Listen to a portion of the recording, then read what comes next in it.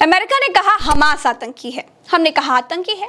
America ने कहा Hezbollah आतंकी है, हमने कहा आतंकी है। अमेरिका ने कहा कि हूती आतंकी है, हमने मान लिया कि आतंकी है। अमेरिका ने कहा ओसामा आतंकी था, हमने कहा आतंकी था। अब हम कह रहे हैं कि पन्नू आतंकी है, तो अमेरिका कह रहा है कि नहीं नहीं, वो हमारा नागरिक है। ये है मोदी का दुनिया में डंका। कैसा फर्जी डंका है ये। नमस्कार दोस्तों, मोदी के जूनियर योगी यादवों की बुलेट ट्रेन बनाने की बात सदन में खड़े होकर करते हैं। जूनियर माशाअल्लाह हैं और सीनियर सुभान अल्लाह निकले।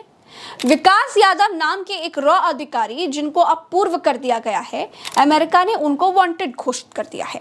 अमेरिका कहता है कि विकास यादव ने निखिल गुप्ता को आतंकी पन्नू की हत्या करने के लिए सुपारी दी और निखिल गुप्ता ने जिस शूटर को ये काम सौंपा वो शूटर अमेरिका का एजेंट था, क्योंकि पन्नू अमेरिका और कनाडा दोनों देशों का नागरिक था।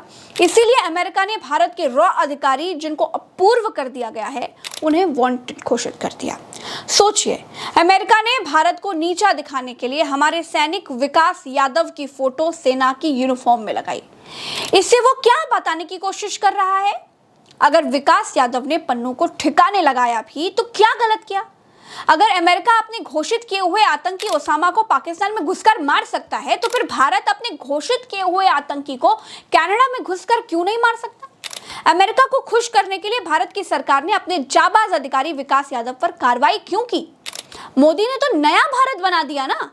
नया भारत अमेरिका का पिछलग्गू कैसे हो गया? नए भारत में ये क्यों नहीं कहा जा रहा है कि हमने पन्नू को आतंकी घोषित किया? अमेरिका वालों, वो तुम्हारा नागरिक हो या फिर कनाडा का नागरिक हो, जहां मिलेगा ना वहां उसे घुसकर मारेंगे। खिड़की क्यों बंद गई जी? अभी तक तो यही भाजपाई प्रोपेगेंडाई भीड़ ये कह रही थी कि दुनिया मोदी से मिलने के लिए मार लाइन लगाए खड़ी है। यही अमेरिका वाला जो राष्ट्रपति है वो मोदी के ऑटोग्राफ के लिए तरसा जा रहा है। फिर उस अमेरिका की औकात कैसे हुई कि हमारे सेना के अधिकारी को वांटेड घोषित कर दिया? इसका मतलब तो यही है कि पिछले 10 सालों में मोदी ने केवल विदेश में डंका बजने का झूठा नाटक किया, इवेंटबाजी करके देश के लोगों के आंखों में धूल झोंकी कि भारत के प्रधानमंत्री के कहने से युद्ध रुक जाते हैं। अरे अगर मोदी के कहने से युद्ध रुक जाते तो फिर भारत देश के सैनिक को वांटेड घोषित करने की हिम्मत अमेरिका कैसे कर सकता है? कनाडा शुरू से ही भारत पर पन्नू की हत्या कराने का आरोप लगा रहा था और अब अमेरिका ने भारत के अधिकारी को वांटेड घोषित करके हमें नीचा दिखाया है। हमने कनाडा से राजदूतों को तो वापस बुला लिया और कनाडा के राजदूतों को भारत से भगा दिया। हम यही काम अमेरिका के साथ कब करेंगे? मैं बताऊं, नहीं करेंगे। क्यों? क्योंकि हम अमेरिका के पिछलग्गू हैं। अमेरिका ने कहा हमास आतंकी है, हमने मान लिया। अमेरिका ने कहा हिजबुल्लाह आतंकी है, हमने वो भी मान लिया।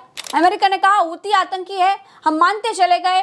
आतंकी ओसामा बिन लादेन है, अमेरिका ने बताया, हम वो भी मान गए। लेकिन जब हम कह रहे हैं कि पन्नू भी तो आतंकी है, तो अमेरिका कह रहा है कि वो हमारा नागरिक है। उसके वध को हत्या बताकर उल्टे हमारे अधिकारी को वांटेड बता रहा है। वाह मिस्टर मोदी जी, आपने भारत की विदेश नीति को अपने वोट बैंक के चक्कर में ना उसका भट्टा बिठा दिया है, क्योंकि जितने संगठनों को अमेरिका ने आतंकी घोषित किया है वो सब मुस्लिम संगठन हैं। भले उन संगठनों की हमसे कोई लड़ाई ना हो, लेकिन अमेरिका जो कहता है हम वही दोहराते गए।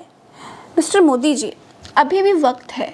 हमने अपने देश आपके हाथों में जब दिया था तो हमारे देश की ना दुनिया में अपनी अलग पहचान थी। हम किसी के पिछलग्गू नहीं थे। अमेरिका की आंख में आंख डालकर परमाणु परीक्षण किया था हमने विश्व युद्धों में भाग न लेने का निर्णय सिर उठाकर लिया था। हमने डंके की चोट पर फिलिस्तीन का पक्ष लिया था। माफ कीजिएगा, आपकी विदेश नीति अमेरिका की बंधक मालूम पड़ती है। विकास यादव को वांटेड घोषित करके अमेरिका ने इस देश की 140 करोड़ जनता का अपमान किया है। 70 साल में पहली बार मोदी के शासन में ऐसा हुआ है कि भारत को एक आतंकी को मारने के आरोप में इतना अपमान झेलना पड़ रहा है। अब मोदी के मुंह से थूक नहीं निकल रहा है कि घुसकर मारेंगे, लाला करके मारेंगे, 56 इंच का सीना करके मारेंगे। अपने अधिकारी को ही नौकरी से बाहर कर दिया और अमेरिका से ये कह दिया कि ठीक है, हमने कार्रवाई कर दी है। अरे हिम्मत थी तो कहते कि हमारे अधिकारी पर आतंकी को मरवाने का आरोप है। यह हत्या नहीं है, ये वध है। देखिए, अमेरिका और भारत की डिप्लोमेसी का भट्टा मोदी सरकार में बैठ गया है। नेपाल जैसा पिद्दी सा देश भारत के इलाकों को अपने रक्षे में दिखा रहा है। चीन कब्जा करते चला आ रहा है। म्यांमार में हम टूरिज्म वॉर कर रहे हैं। बांग्लादेश हमारे कंट्रोल में नहीं है। श्रीलंका को चीन ने अपनी मुट्ठी में कर रखा है। पाकिस्तान को चीन ने अपना गुलाम बना रखा है। हम क्या कर रहे हैं? हम बहराइच में हिंदू मुसलमान कर रहे हैं, उपचुनाव में भाजपाई वोटों का जुगाड़ कर रहे हैं, है ना। पन्नू कनाडा में मारा गया। कनाडा ने भारत पर आरोप लगाया। भारत ने कहा कि आरोप फर्जी है, इसके कोई सबूत नहीं है। कनाडा ने हमारे और हमने कनाडा के राजनयिकों को भगा दिया।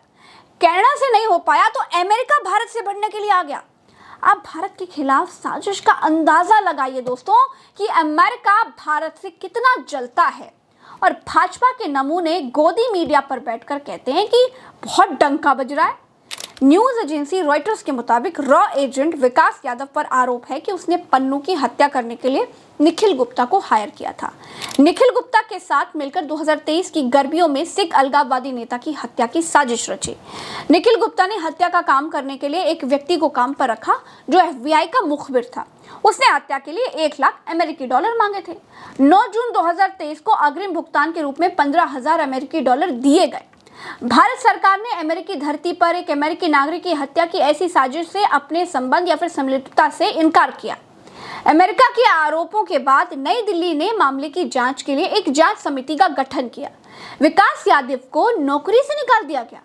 ये समिति अमेरिका गई थी जांच करने के लिए। इस पर अमेरिका ने भारत के सहयोग पर संतोष भी जताया है। FBI डायरेक्टर क्रिस्टोफर ने कहा कि आरोपी ने कथित रूप से एक व्यक्ति के साथ मिलकर साजिश रची और अमेरिकी नागरिक की हत्या की कोशिश की।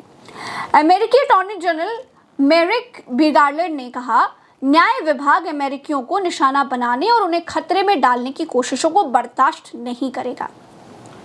अब जिस आतंकी पन्नू की हत्या पर अमेरिका इतना बिलबिला रहा है, इतना उछल रहा है, वो पन्नू है कौन ये भी जान लीजिए, क्योंकि आप याद रखिए कि आप प्रज्ञा के पन्ना पर हैं। यहाँ कोई फर्जी यूट्यूब चैनल की तरह फर्जी बातें नहीं बताई जाती, इधर उधर की बातें नहीं होती। हम जो बताते हैं, हम जो कहते हैं, हम जो आपके सामने रखते हैं, उसे 100 बार सच की कसौटी पर तोलते हैं, रिसर्च की आंच पर पकाते हैं, तब आपको कोई भी जानकारी दिखाते हैं। तो भारत सरकार ने 2019 में आतंकी गतिविधियां चलाने के आरोप में गैर कानूनी गतिविधि रोकथाम अधिनियम यानी UAPA के तहत पर पन्नू के संगठन SFJ पर बैन लगाया था।